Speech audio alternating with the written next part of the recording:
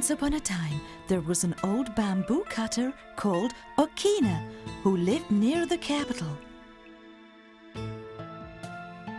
The old man earned a meager living by going out each day to cut bamboo to make sieves and baskets and other things.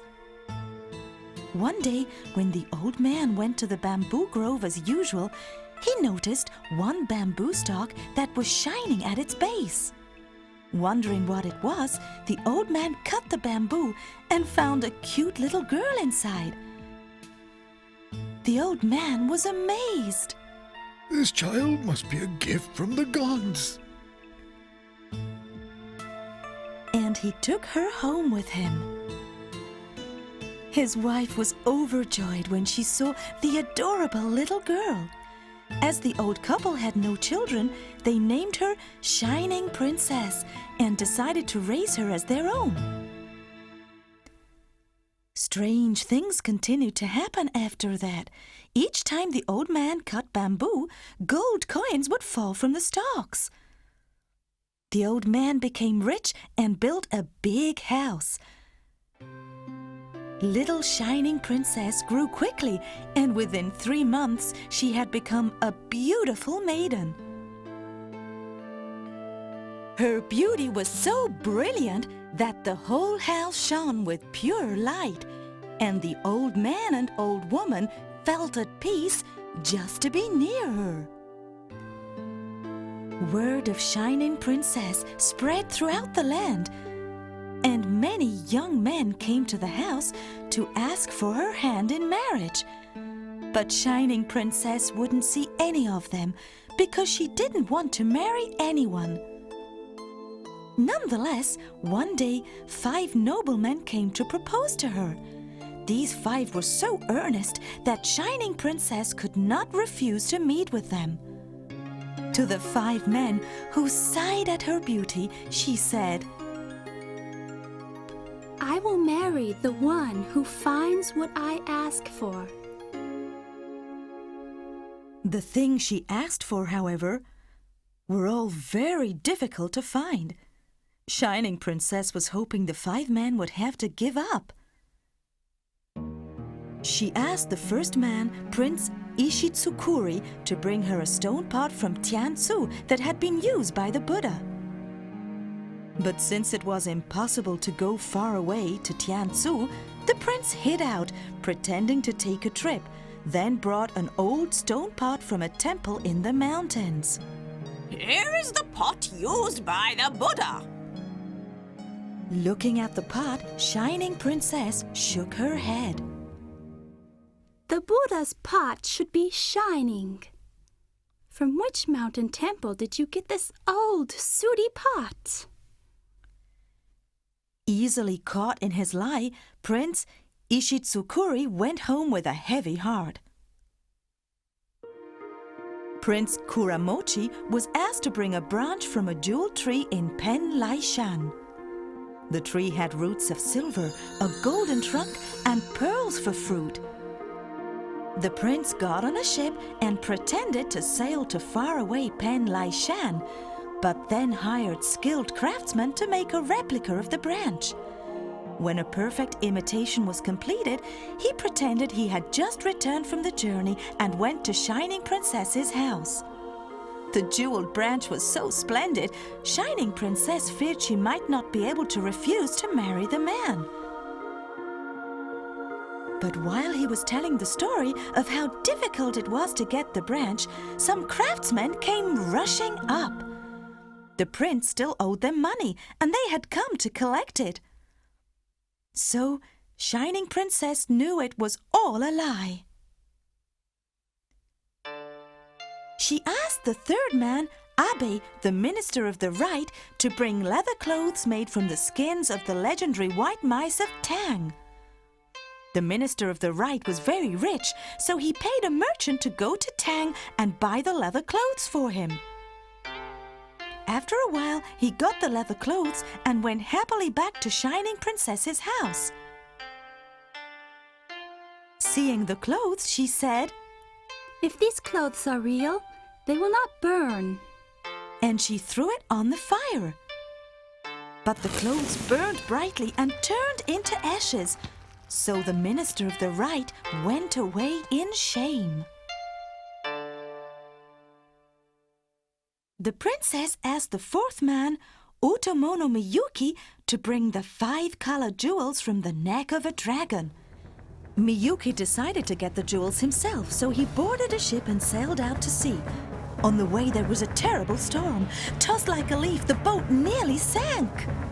Oh, I won't go after the dragon, so please let the storm pass! Aye! Miyuki put his hands together and called out loud. The ship finally managed to make it back to port, and Miyuki never went to see Shining Princess again. The fifth man, Vice Minister Izunokami, was asked to bring a cowrie shell said to be found in the nest of a swallow. The Vice Minister climbed into a basket and had his servants hoist him up high to where there was a swallow's nest. I found it! Bring me down quick! But the servants pulled the rope too quickly, overturning the basket and tumbling the Vice Minister to the ground. Even so, he held tight to the cowrie shell. But looking closely, all he had were some bird droppings. The Vice Minister was badly hurt and took to bed. Feeling sorry for him, Shining Princess wrote a get-well letter, and so no one was able to make Shining Princess his wife. A rumor of Shining Princess reached the Mikado. He sent her a message saying that if she would come to the capital, he would make the old man into a high-ranking nobleman. Hearing this, Shining Princess began to cry.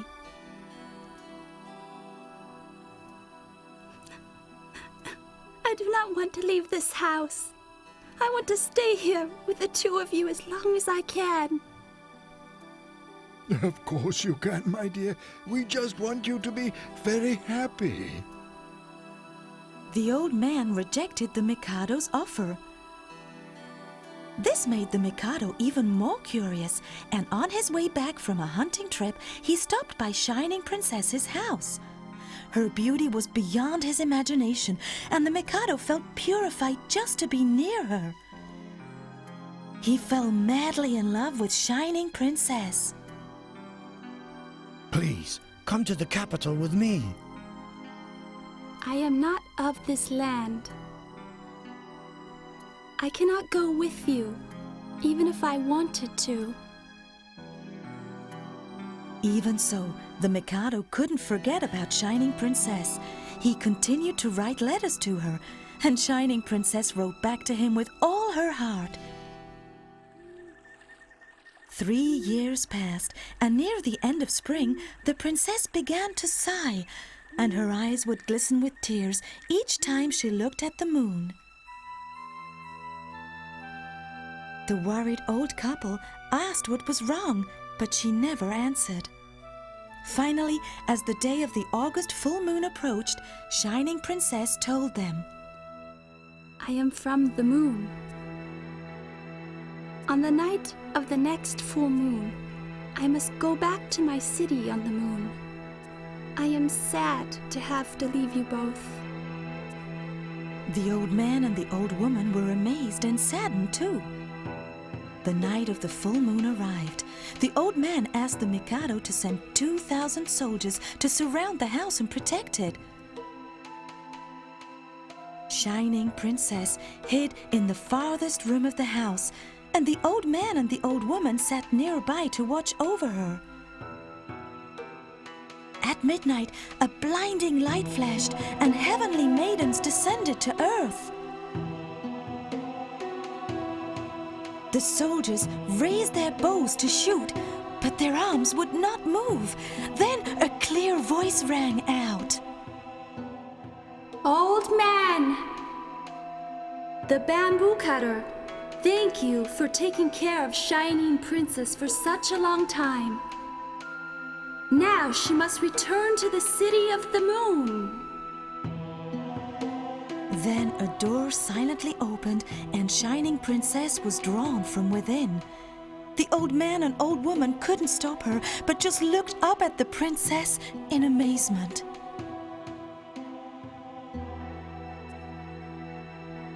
Wait. When I put on the half coat, I will no longer understand the hearts of people on Earth. First. Shining Princess thanked the old couple for taking care of her until now, and she handed them a goodbye letter for the Mikado. Then she donned the half coat, and without looking back, she got into a carriage that flew through the sky. And the old man and the old woman remained and saw her off to the very end.